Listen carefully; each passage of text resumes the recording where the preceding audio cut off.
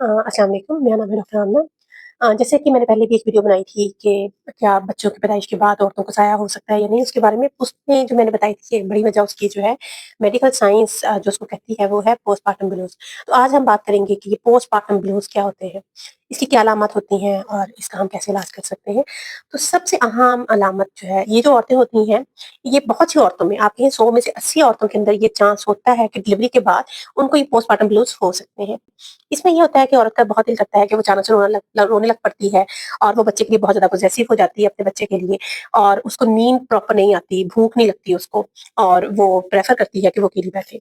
तो ये एक माइल्ड फ़ॉर्म है। इसमें अब हमने क्या करना होता है, इसमें इसमें बहुत सी औरतें जो हैं, ये बच्चे के पैदा होने के 1 या 2 दिन के बाद शुरू होती है और हफ़्ते 2 हफ़्ते में ये खुद ब खुद खत्म हो जाती है। ये एक ऐसी जो है बीमारी है।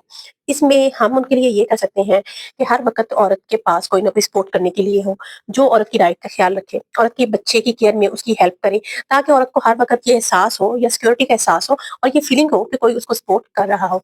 अब ये पोस्टपार्टम जो ब्लूज़ हैं, ये बहुत सी औरतों में होते हैं और खुद ब खुद खत्म भी हो जाते हैं। इसका ये मतलब बिल्कुल भी नहीं है कि अगर औरत अचानक से कहीं बैठ के खुद से रोना शुरू कर दे कि उसको कोई साया हो गया है, बल्कि ये हार्मोन्स के तब्दीलियों की वजह से है। इनको सिर्फ़ इतनी ज़रूरत होती है कि आप इनकी डाइट का ख़्याल रखें, इनको प्रॉपर केयर दें और इनको जो है बच्चे की केयर में इनकी हेल्प की जा सके, ताकि इनकी प्रॉपर नींद पूरी हो सके, इनको अच्छी डाइट मिले और जल्द ही ये इससे रिकवर कर जाती हैं। लेकिन अगर हफ़्ते 2 हफ़्ते के अंदर-अंदर ये मसले-मसाइल हल नहीं होते, तो इसका मतलब ये है कि ज़रूरी है कि आप अपने करीबी डॉक्टर को चेक करवाएँ, ताकि हम बाकी चीज़ों को रूल आउट कर सकें।